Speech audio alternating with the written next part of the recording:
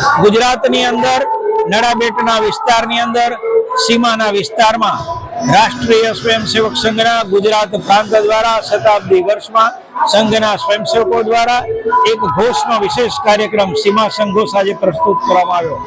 गुजरात प्रांतना 39 जुदा जुदा जिल्ला मांथी 243 स्वयंसेवकोए सामूहिक 2 दिवस परिश्रम करीने विविध घोषनी रचनाओं आज वगाड़ी। संघनी अंदर घोषनी एक विशेषता है, बधाने संस्कारयुक्त करी साथे काम करवानुं एक मन बनाववा माटेनो छे। અને આ રચનાઓમાં ભારતીયકરણ જેની અંદર વીર સાવરકરની જયસ્તુતે જેવી રચનાઓ પણ ઉપયોગ થયો।